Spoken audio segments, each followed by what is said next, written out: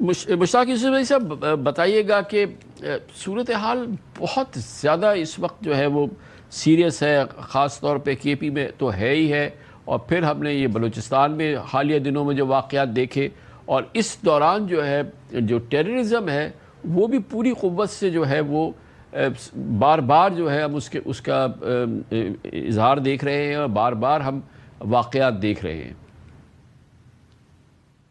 جی بالکل کامران خان صاحب، ایسا ہی ہے، اور میرے خیال میں یہ جو حالات اس وقت ہے یہ نہ تو ایک دن سے ہے، نہ مہینے سے، ایک سال سے،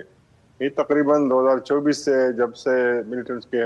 ساتھ بات چیت اور مذاکرات کا سلسلہ ختم ہو تو انہوں نے باقاعدہ طور پر ایک جنگ کا اعلان کیا، اور ابھی تک وہ لڑ رہے ہیں۔ تو میرے خیال میں انہوں نے تو کافی تیاری کی ہوئی تھی، اور اس تیاری کا یہ نتیجہ نکلا کہ جو ہمارے جنوبی اضلاع ہے وہ آلریڈی ہمارے ہاتھوں سے نکل چکے ہیں۔ قبائلی علاقے جو افغانستان کے سرحد پہ ہیں وہاں پہ تو صورتحال اور بھی بہت زیادہ سنگین ہے، لیکن اب چونکہ انہوں نے کافی کچھ سیکھا ہے پاکستانی طالبان نے افغانستان میں، تو ان کا رخ جو ہے بلوچستان کی طرف ہے۔ میں آپ کو تھوڑا سا بتاؤں بیک گراؤنڈ کہ جب یہ ہمارے خیبر پختونخوا اور بلوچستان کے ملیٹنٹس افغانستان میں افغان طالبان کے ساتھ جب لڑ رہے تھے نیٹو فورسز کے خلاف، تو جب 2021 میں ان کو حکومت ملی، اب حکومت میں ہے تو یہ لوگ پارے ہو گئے اور ان کا شکریہ ادا کیا کہ آپ جا سکتے ہیں۔ تو جو ہمارے جنوبی اضلاع کے طالبان تھے وہ آگے لگی مروت، بنو، شمالی وزیرستان، جنوبی وزیرستان، باجوڑ، اورزائی، خیبر، تو انہوں نے یہاں پہ کارروائی شروع کی، اور پھر ٹانک اور بیس ملخان اور یہ کرک اور یہ باقی جو علاقے ہیں، اب چونکہ یہاں پہ کافی عرصے سے لڑ رہے ہیں، لیکن پولیس اور لا انفورسمنٹ جو جزیہ ہے، فوج، پیراملٹری فرنٹیئر کور، پیڈل کانسٹیبلری مسلسل حالت جنگ میں ہے، ان کا بہت مزاحمت کر رہے ہیں، کیجولٹی دونوں سائڈ سے ہو رہی ہے۔ تو چونکہ اب ان کو بہت مزاحمت کا سامنا ہے، تو وہ ملیٹنٹس جن کا تعلق بلوچستان سے تھا اور وہ افغانستان میں افغان طالبان کے ساتھ وہاں پہ کام کر رہے تھے، وہ بھی آگے ٹی ٹی پی میں، اور انہوں نے ٹی ٹی پی جوائن کیا، تو ٹی ٹی پی نے ان کے لیے الگ ڈویژن قائم کیا بلوچستان کے لیے۔ اور پہلے یہ جب لوگ بیچتے تھے ٹی ٹی پی والے، تو ان کا تعلق ہمارے خیبر پختونخوا کے علاقوں سے تھا، بڑے علاقوں سے تھا، تو اکثر ان کے اوپر جاسوسی ہو جاتی، لوگ تعاون نہیں کرتے تھے تو یہ مارا جاتے۔ اب جب یہ لوگ آ گئے ہیں بلوچستان کے ٹی ٹی پی میں، تو یہ اپنے علاقوں میں گئے ہیں، ان کو وہاں پہ ذمہ داریاں سونپی گئی ہیں، اور آپ نے دیکھا ہوگا کہ گزشتہ چند دنوں میں اور ہفتوں میں وہاں پہ کافی کارروائیوں میں اضافہ ہوا ہے، اور کیجولٹیز بہت زیادہ ہو گئی ہے۔ تو وہ کیا جی میں رفعت اورکزئی صاحب آپ بتائیے گا، یہ جو موومنٹ ہوئی ہے ٹی ٹی پی کی اب بلوچستان کے پشتون علاقوں میں، اور جہاں پر بہت سیریس اور بہت ہی سنگین ہم نے دیکھے ہیں پچھلے چند دنوں میں، تو وہاں پر بھی تو پورا پھر ایک سسٹم ہوگا نا جس نے کہ ان کو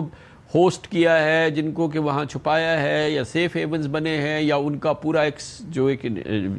ٹیررسٹ کا پورا نظام ہوتا ہے، وہ اب وہاں پہ کوئی فرینڈلی سپیس ہوگی نا جہاں پر جا کے یہ ٹی ٹی پی والے جو ہیں اب آپریٹ کر رہے ہیں بلوچستان کے پشتون علاقوں میں؟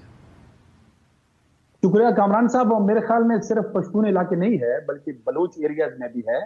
اور یہ تو بہت پہلے سے اس طرح ہو رہا ہے۔ یہ تو باقاعدہ یہ جو بلوچستان کے اندر طالبی تنظیمیں ہیں اور ٹی ٹی پی ہے، ان کے بیچ میں تو یہ ایک دوسرے کو فیسیلیٹیٹ کرتے ہیں، ایک دوسرے کی ہیلپ کرتے ہیں، یہ تو بہت پہلے سے ہو رہا ہے۔ اور میں آپ کو یہ بتاؤں کہ یہ جو ابھی ٹی ٹی پی کی موجودہ تنظیم ہے، اس کے اندر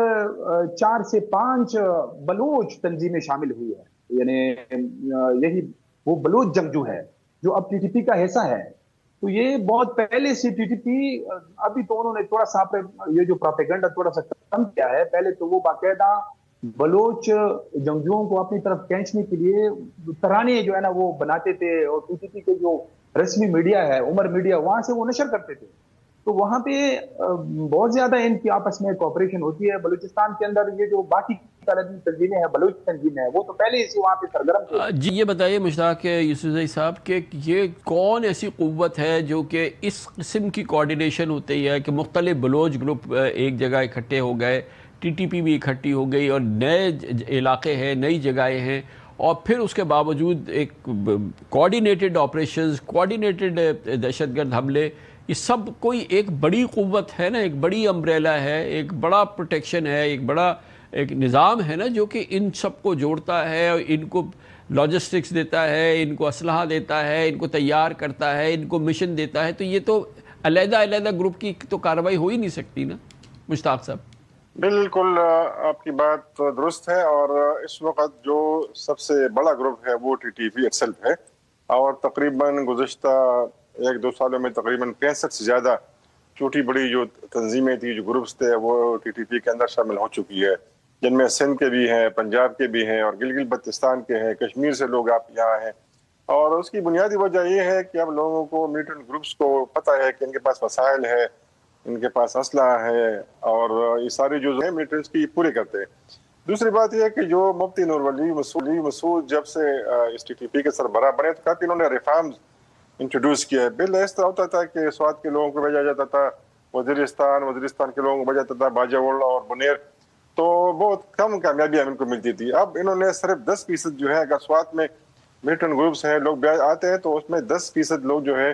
باقی علاقوں سے ان کا تعلق ہوگا, باقی سارے سوات کے ہوں گے. ایک اور بڑی وجہ یہ ہے کہ یہ ٹاسک دیتے ہیں لوگوں کو, یعنی ہر سال یہ تشکیل کرتے ہیں, حملے پلان کرتے ہیں. یہ جو کامران خان صاحب, اگر یہ دیر میں واقعہ ہوتا ہے, سوات میں ہوتا ہے, تو اس طرح نہیں ہوتا کہ اس دن وہاں پہنچ جاتے ہیں. یہ جب افغانستان سے نکلتے ہیں تو تقریباً سوات پہنچنے کے لیے ان کو کم از کم 1 مہینہ درکار ہوتا ہے, اور کم از کم 20 دن یہ پیدل سفر کرتے ہیں. اور جب بارڈر کراس کرتے ہیں تو آپ کو پتہ ہے کہ باڑ ہم نے لگائی ہے, تو یہ کافی مشکل علاقوں میں پہنچتے ہیں اور کچھ کرتے ہیں, کاٹتے ہیں اس کو. پھر جب یہ پیدل آتے ہیں اور پیدل سفر کرتے ہیں, تو ہر ضلع میں, ہر علاقے میں ان کے لوگ ہوتے ہیں, سلیپر سیلز ہوتے ہیں, وہاں پہ آرام کرتے ہیں اور پھر رات کو سفر کرتے ہیں. یہ تو کافی مشکل میں یہ سفر کرتے ہیں. ایک اور مشکل یہ ہے ان کا جو ہے اسٹریٹجی, کہ جب کوئی تنظیم یا کوئی کمانڈر 6 مہینوں میں کوئی کارروائی نہیں کرتا, وہ اپنے علاقوں میں اپنی پرفارمنس نہیں دکھاتا, تو پھر ان سے ذمہ داریاں چھینی جاتی ہے اور پھر نئے لوگ اپائنٹ ہوتے ہیں. تو کافی وہ جو ہے وہ سزا اور جزا کا انہوں نے ڈیولپ کیا ہے, لوگوں کو انعام دیتے ہیں اور ان کو پروموشن دیتے ہیں جو تو زیادہ کارروائیاں کرتا ہے. رفعت اللہ صاحب, یہ فرمائیے گا کہ کیونکہ بیسکلی یہ سب چیز جو ہے یہ اوریجنیٹ ہوتی ہے افغانستان کے مختلف علاقوں سے, اور تمام جو وہاں پہ جو ایک سیف ہیونز جن کو کہتے ہیں, جہاں پر کہ محفوظ پناہ گاہیں موجود ہیں, جہاں پر اسلحہ موجود ہے, جہاں پہ سے راستے جو ہے وہ محفوظ بنائے گئے ہیں, جہاں سے گاڑیاں ہیں, پورا نظام ہے. تو یہ تو اگین میں دوبارہ آپ سے پوچھنا چاہوں گا کہ افغانستان کے اندر کیونکہ وہ ایک اینٹی پاکستان گورنمنٹ ہے, تو یہ ایک طرح سے ان تمام گروپس کے لیے, ان کو آرگنائز کرنے کے لیے اور ان کو پاکستان میں لانچ کرنے کے لیے تو پورا ایک بہت بڑا نظام ہے جس کو کسی قسم کا کوئی خطرہ نہیں ہے. اور یہ جو پاکستان کی کارروائیاں ہوتی ہیں, ان میں یہ کیسے بچ جاتے ہیں گروپس؟ یہ بہت بڑا سوال ہے جو آپ نے ابھی کیا ہے کہ یہ کیسے, مطلب ابھی جو پاکستان نے تقریباً پچھلے سال اکتوبر میں یعنی افغانستان کے ساتھ ہماری جو ہے نا جنگ شروع ہو گئی, تو اس کے بعد تقریباً یعنی 10-11 مہینے ہو گئے ہیں, اور اس دوران میرے خیال میں 6 یا 7 مرتبہ پاکستان نے بڑے سیریسلی یعنی ہوائی حملے کیے ہیں وہاں پہ, ایئر فورس کے, کندہار کے اندر, کابل کے اندر,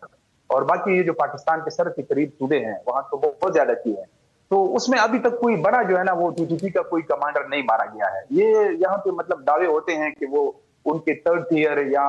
4th ٹیئر کے جو لوگ ہیں وہ اس میں مر رہے ہیں, لیکن مطلب ہمیں ابھی تک ایسی کوئی اطلاع, یہ تو بڑی خبر بن جاتی ہے نا کہ اگر اس طرف کوئی بڑا کمانڈر مارا جاتا ہے تو وہاں پہ یہ یعنی وہاں سے یہ افغانستان سے یہ مطلب دعویٰ کیا جاتا ہے کہ یہاں پہ زیادہ سویلین مارے جا رہے ہیں. تو ابھی یہ بھی ہے کہ یہ جو وہاں پہ جو کلبی تنظیمیں ہیں, یہ تو وہاں پہ تقریباً 15-20 سالوں سے ان کے ساتھ فیملیز بھی ہے,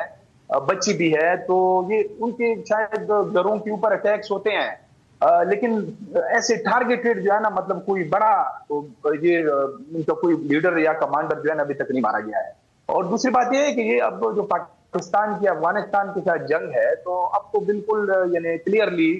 اس میں 2 رائے نہیں ہے کہ یہ باقاعدہ اب افغانستان ان کی پوری سپورٹ کر رہی ہے. یہ جتنی بھی طالبی تنظیمیں ہیں